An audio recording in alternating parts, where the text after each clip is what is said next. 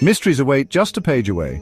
Ready to dive in? Welcome to The Book Reader, where stories unfold one enchanting page at a time. Subscribe now and unlock the magic. X. The Torres Strait. During the night of December 27, 28, the Nautilus left the waterways of Vanikoro behind with extraordinary speed. Its heading was southwesterly, and in 3 days it had cleared the 750 leagues that separated La Perouse's Islands from the southeastern tip of Papua. On January 1, 1868, bright and early, Conseil joined me on the platform. "Will master," the gallant lad said to me, "allow me to wish him a happy new year?" "Good heavens, Conseil, it's just like old times in my office at the Botanical Gardens in Paris. I accept your kind wishes and I thank you for them. Only, I'd like to know what you mean by a happy year, under the circumstances in which we're placed. Is it a year that will bring our imprisonment to an end, or a year that will see this strange voyage continue?" "Ye gods," Conseil replied, "I hardly know what to tell master. We're certainly seeing some unusual things, and for 2 months we've had no time for boredom. The latest wonder is always the most astonishing, and if this progression keeps up, I can't imagine what its climax will be. In my opinion, we'll never again have such an opportunity." "Never, Conseil. Besides, Mr. Nemo really lives up to his Latin name, since he couldn't be less in the way if he didn't exist." "True enough, Conseil. Therefore, with all due respect to master, I think a happy year would be a year that lets us see everything." "Everything, Conseil? No year could be that long. But what does Ned Land think about all this?" "Ned Land's thoughts are exactly the opposite of mine," Conseil replied. "He has a practical mind and a demanding stomach. He's tired of staring at fish and eating them day in and day out. This shortage of wine, bread, and meat isn't suitable for an upstanding Anglo-Saxon, a man accustomed to beefsteak and unfazed by regular doses of brandy or gin. For my part, Conseil, that doesn't bother me in the least, and I've adjusted very nicely to the diet on board." "So have I," Conseil replied. "Accordingly, I think as much about staying as Mr. Land about making his escape. Thus, if this new year isn't a happy one for me, it will be for him, and vice versa. No matter what happens, one of us will be pleased. So, in conclusion, I wish master to have whatever his heart desires." "Thank you, Conseil. Only I must ask you to postpone the question of New Year's gifts, and temporarily accept a hearty handshake in their place. That's all I have on me." "Master has never been more generous," Conseil replied. And with that, the gallant lad went away. By January 2 we had fared 11,340 miles, hence 5,250 leagues, from our starting point in the seas of Japan. Before the Nautilus's spur there stretched the dangerous waterways of the Coral Sea, off the northeast coast of Australia. Our boat cruised along a few miles away from that daunting shoal where Captain Cook's ships well nigh miscarried on June 10, 1770. The craft that Cook was aboard charged into some coral rock, and if his vessel didn't go down, it was thanks to the circumstance that a piece of coral broke off in the collision and plugged the very hole it had made in the hull. I would have been deeply interested in visiting this long, 360-league reef, against which the ever-surging sea broke with the fearsome intensity of thunderclaps. But just then the Nautilus's slanting fins took us to great depths, and I could see nothing of those high coral walls. I had to rest content with the various specimens of fish brought up by our nets.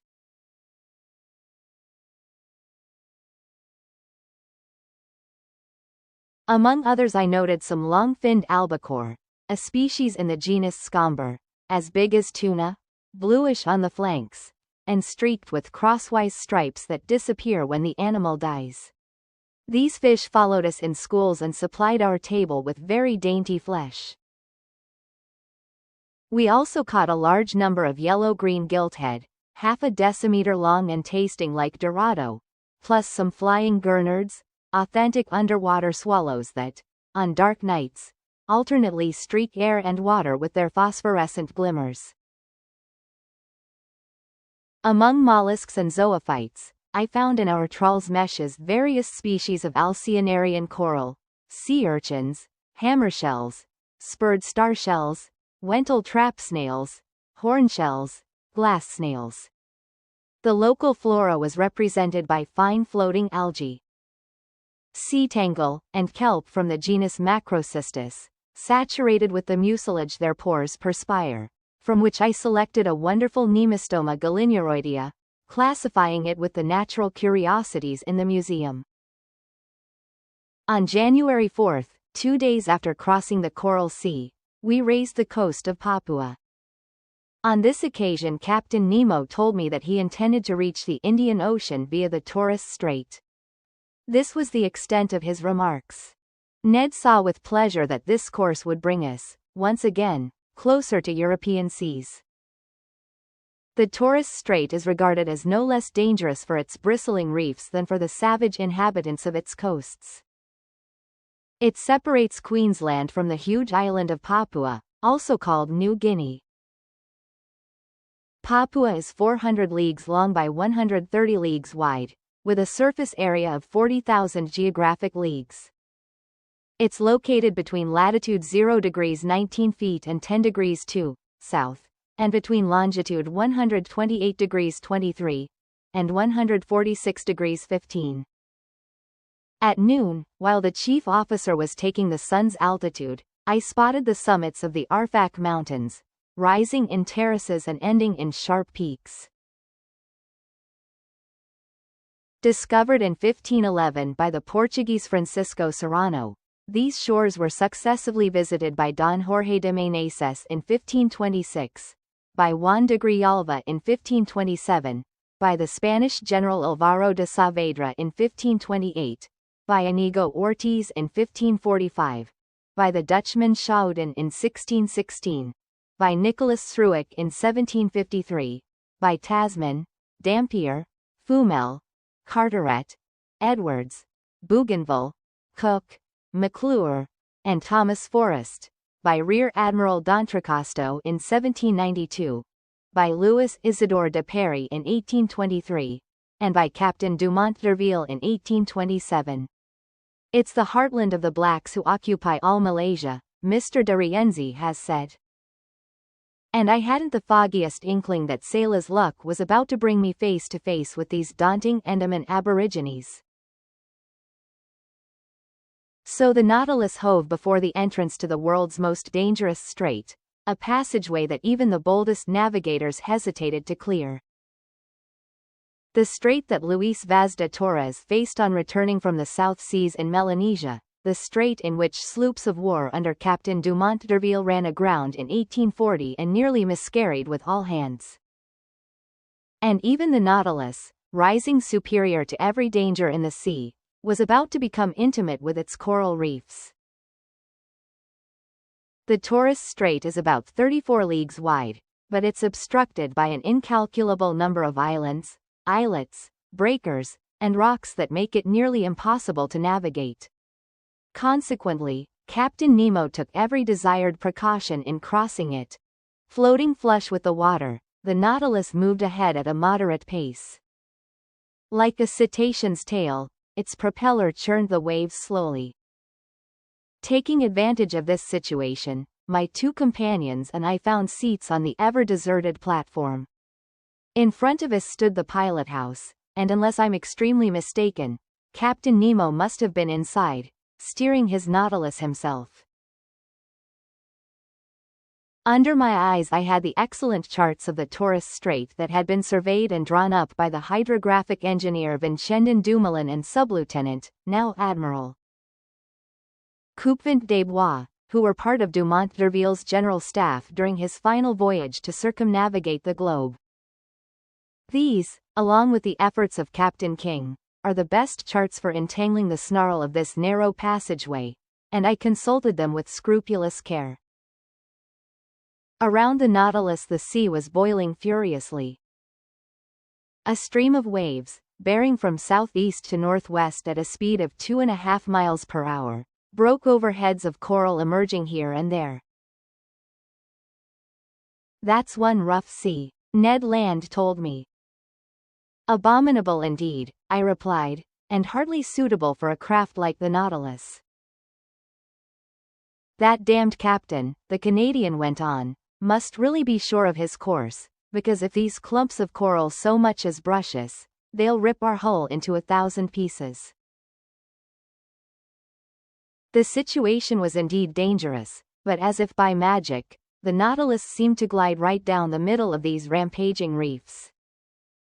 It didn't follow the exact course of the Zealous and the new Astrolabe, which had proved so ill-fated for Captain Dumont d'Urville. It went more to the north, hugged the Murray Islands, and returned to the southwest near Cumberland Passage. I thought it was about to charge wholeheartedly into this opening, but it went up to the northwest, through a large number of little-known islands and islets, and steered toward Town Island and the Bad Channel.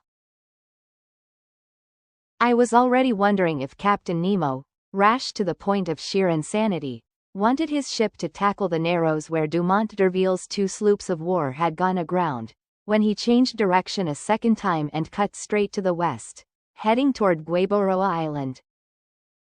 By then it was 3 o'clock in the afternoon. The current was slacking off, it was almost full tide. The Nautilus drew near this island, which I can see to this day with its remarkable fringe of screw pines. We hugged it from less than 2 miles out. A sudden jolt threw me down. The Nautilus had just struck a reef, and it remained motionless, listing slightly to port. When I stood up, I saw Captain Nemo and his chief officer on the platform. They were examining the ship's circumstances, exchanging a few words in their incomprehensible dialect. Here is what those circumstances entailed. 2 miles to starboard lay Gueboroa Island, its coastline curving north to west like an immense arm. To the south and east, heads of coral were already on display, left uncovered by the ebbing waters. We had run aground at full tide and in one of those seas whose tides are moderate, an inconvenient state of affairs for floating the Nautilus off. However, the ship hadn't suffered in any way, so solidly joined was its hull. But although it could neither sink nor split open, it was in serious danger of being permanently attached to these reefs, and that would have been the finish of Captain Nemo's submersible. I was mulling this over when the captain approached, cool and calm, forever in control of himself, looking neither alarmed nor annoyed. "An accident?" I said to him. "No, an incident," he answered me. "But an incident," I replied, "that may oblige you to become a resident again of these shores you avoid." Captain Nemo gave me an odd look and gestured no, which told me pretty clearly that nothing would ever force him to set foot on a landmass again. Then he said, "No, Professor Aronnax, the Nautilus isn't consigned to perdition. It will still carry you through the midst of the ocean's wonders. Our voyage is just beginning, and I've no desire to deprive myself so soon of the pleasure of your company." "Even so, Captain Nemo," I went on, ignoring his ironic turn of phrase, "the Nautilus has run aground at a moment when the sea is full. Now then, the tides aren't strong in the Pacific, and if you can't unballast the Nautilus, which seems impossible to me, I don't see how it will float off." "You're right, Professor, the Pacific tides aren't strong," Captain Nemo replied. "But in the Torres Strait, one still finds 1.5 meter difference in level between high and low seas. Today is January 4th, and in 5 days the moon will be full. Now then, I'll be quite astonished if that good-natured satellite doesn't sufficiently raise these masses of water and do me a favor for which I'll be forever grateful." This said, Captain Nemo went below again to the Nautilus's interior, followed by his chief officer. As for our craft, it no longer stirred, staying as motionless as if these coral polyps had already walled it in with their indestructible cement. "Well, sir?" Ned Land said to me, coming up after the captain's departure. "Well, Ned my friend, we'll serenely wait for the tide on the 9th, because it seems the moon will have the good nature to float us away." As simple as that? As simple as that. So our captain isn't going to drop his anchors, put his engines on the chains, and do anything to haul us off? "Since the tide will be sufficient," Conseil replied simply. The Canadian stared at Conseil, then he shrugged his shoulders. The seaman in him was talking now. "Sir," he answered, "you can trust me when I say this hunk of iron will never navigate again, on the seas or under them. It's only fit to be sold for its weight. So I think it's time we gave Captain Nemo the slip." "Ned my friend," I replied, "unlike you, I haven't given up on our valiant Nautilus, and in 4 days we'll know where we stand on these Pacific tides. Besides, an escape attempt might be timely if we were in sight of the coasts of England or Provence, but in the waterways of Papua it's another story. And we'll always have that as a last resort if the Nautilus doesn't right itself, which I'd regard as a real calamity." "But couldn't we at least get the lay of the land?" Ned went on. "Here's an island. On this island there are trees. Under those trees land animals loaded with cutlets and roast beef, which I'd be happy to sink my teeth into."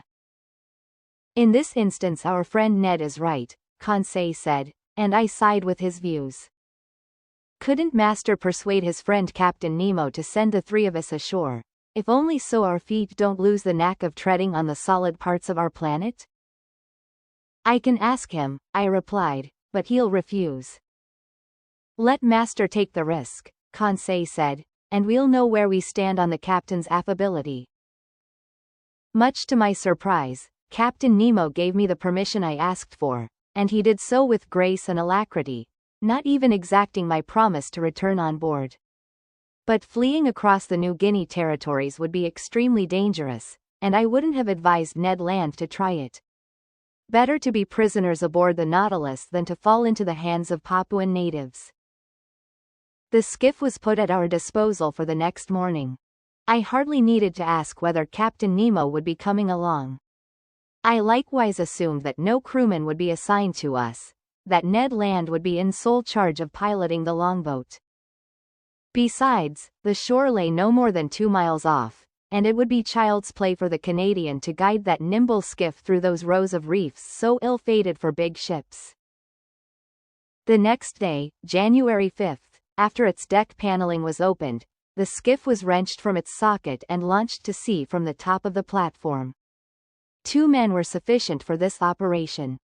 The oars were inside the longboat and we had only to take our seats.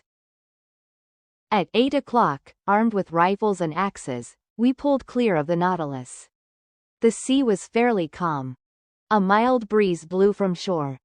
In place by the oars, Conseil and I rowed vigorously, and Ned steered us into the narrow lanes between the breakers. The skiff handled easily and sped swiftly. Ned Land couldn't conceal his glee. He was a prisoner escaping from prison and never dreaming he would need to re-enter it. "Meat," he kept repeating. "Now we'll eat red meat. Actual game. A real mess call, by thunder. I'm not saying fish aren't good for you, but we mustn't overdo 'em, and a slice of fresh venison grilled over live coals will be a nice change from our standard fare." "You glutton," Conseil replied, "you're making my mouth water." "It remains to be seen," I said, "whether these forests do contain game, and if the types of game aren't of such size that they can hunt the hunter." "Fine, Professor Aronnax," replied the Canadian, whose teeth seemed to be as honed as the edge of an axe. "But if there's no other quadruped on this island, I'll eat tiger. Tiger sirloin." "Our friend Ned grows disturbing," Conseil replied. "Whatever it is," Ned Land went on, "any animal having 4 feet without feathers, or 2 feet with feathers, will be greeted by my very own 1-gun salute." "Oh good," I replied. The reckless Mr. Land is at it again. Don't worry, Professor Aronnax, just keep rowing, the Canadian replied. I only need 25 minutes to serve you one of my own special creations. By 8:30 the Nautilus's skiff had just run gently aground on a sandy strand, after successfully clearing the ring of coral that surrounds Gueboroa Island. And that marks the end of the current chapter. Thank you for listening to The Book Reader. Stay tuned for the next episode tomorrow. Please subscribe for updates.